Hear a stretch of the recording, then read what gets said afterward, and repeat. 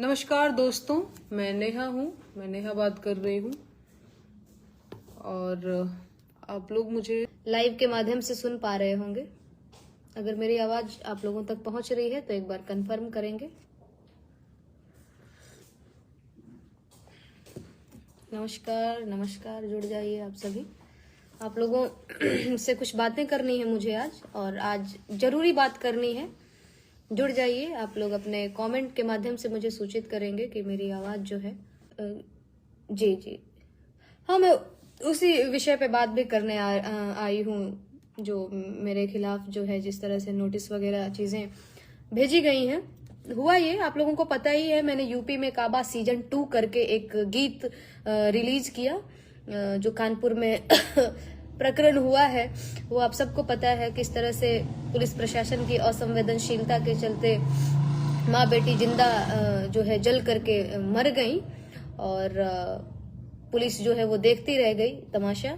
तो उसके खिलाफ मैंने गीत लिखा, यूपी में काबा सीजन 2। मेरा स्वास्थ्य थोड़ा सही नहीं है, पर कोई बात नहीं। तो यूपी पुलिस जो है उसको बड़ा बुरा लग गया, और वो मेरे खिलाफ नोटिस भेज दिया। सबसे पहले तो वो अंबेडकर नगर गए, जहाँ पे मेरा ससुराल है। वहां पे मेरे ससुर जी को नोटिस दिया कि भैया अच्छा, कुछ लोग यहाँ भी ट्रोल कर रहे हैं। इट्स ओके, कोई बात नहीं, मैं मेरी बात कंप्लीट करती हूँ, इसके बाद आप लोग, ये सब भी तो जारी ही रहता है क्या।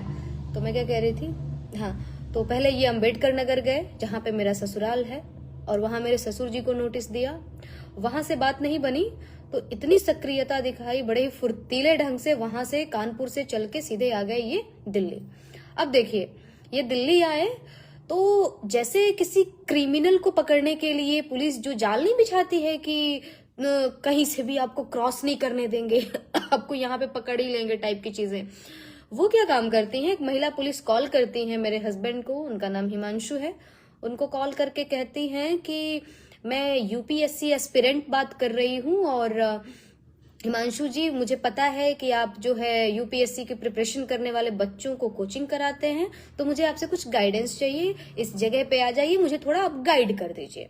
तो हिमांशु भी बड़ा कंफ्यूज हो गए कि ऐसे आपको किसने नंबर दिया, मेरा नंबर किसने दिया आपको। तो ये तो कुछ नहीं बताया उन्होंने बस ये कहा कि नहीं, मुझे बस नंबर मिल गया, आप यहाँ आ जाइए, थोड़ा मुझे गाइड कर दीजिए। इस तरह से बात किया। तो हिमांशु और हमने इग्नोर किया, कोई रिस्पॉन्ड नहीं किया कि क्या मतलब है, कोई भी होगा टाइप, ऐसे कोई मजाक कर रहा होगा।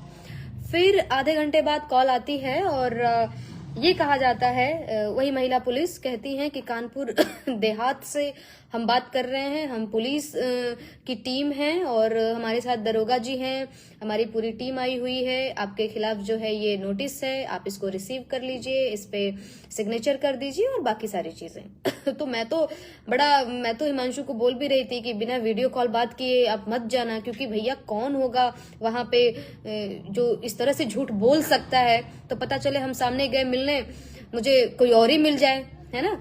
तो इस तरह से हम लोग थोड़ा कम ही भरोसा करते हैं लोगों पर। और तो मैंने बोला हिमांशु को कि पहले कंफर्म हो जाओ, ये पुलिस के लोग हैं या ये खुद ही चोर हैं क्योंकि इस तरह से झूठ बोलना कौन करता है ना। मतलब मेरे साथ वैसे व्यवहार हो रहा है जैसे मैंने बहुत बड़ा क्राइम कर दिया है, कि तुमको तो इस तरह से झूठ बोल के पकड़ लेना, जैसे पुलिस नहीं करती, जाल बिछाती है क्रिमिनल को पकड़ने के लिए, उस तरह से एक नोटिस देने के लिए इतना ताना बाना बुना, है ना। तो ये चीजें किया। उस नोटिस में ये लिखा हुआ है, मैं आप लोगों से चाहती हूँ कि आप लोग दोबारा से यूपी में काबा का सीजन 2 सुनिए, और आप लोग मुझे बताइए कि क्या सचमुच उस गाने में ऐसा है जिससे समाज में वैमनस्यता फैल रही है, या फिर समाज में तनावपूर्ण माहौल क्रिएट करने की मैंने कोशिश करी है, या फिर सामाजिक सौहार्द बिगाड़ने की कोशिश करी है।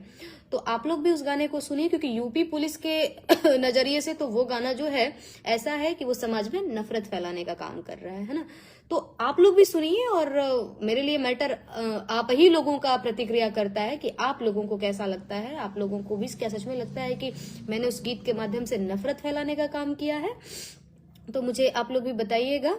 और उस नोटिस में ये भी लिखा है कि अगर 3 दिन के अंदर मैं उस नोटिस का जवाब नहीं देती हूँ तो मेरे खिलाफ जो है उचित कार्रवाई करी जाएगी। इस तरह की चीजें करके मुझे कहीं ना कहीं डराने का काम किया जा रहा है। और ऑब्वियस सी बात है, मैं थोड़ा डरी भी। पहली बार जब ऐसी चीजें, पुलिस और ये सारी चीजें होंगी तो थोड़ा डर तो लगता ही। मैं तो घबरा गई थी, पर हिमांशु है वो काफी वो बड़े धैर्यवान टाइप के, उन्होंने बोला कोई बात नहीं, ये चीजें होती रहती है। मैं तो सच में घबरा गई थी। मैं तो कहती कि मिलने भी मत जाइए, कौन लोग हैं, और पुलिस के लोगों को झूठ बोलने की क्या जरूरत, इस तरह से कोई झूठ बोल रहा है, पता नहीं हम गए मिलने, कौन होगा, सारी चीजें। तो बाकी हाँ नहीं ठीक है, अभी मैं बहुत कॉन्फिडेंट भी हूँ, मेरे हस्बैंड मेरे साथ हैं, तो मुझे बहुत वैसी कोई दिक्कत नहीं है। बाकी मैं एक बात जो कहना चाहती हूँ, और वो ये मैं कहना चाहती हूँ कि मैं अपने गीत, मैं पिछले 2.5 सालों से गीत लिखती रही हूँ, गाती रही हूँ, कोई भी गीत या कोई भी मेरे शब्द ऐसे नहीं है जो जिसको आप ये कह सकते हैं कि ये आपत्तिजनक है या असंवैधानिक है, ये नहीं होना चाहिए, समाज के लिए ये सही नहीं है, इस तरह की चीज नहीं होनी चाहिए, है ना।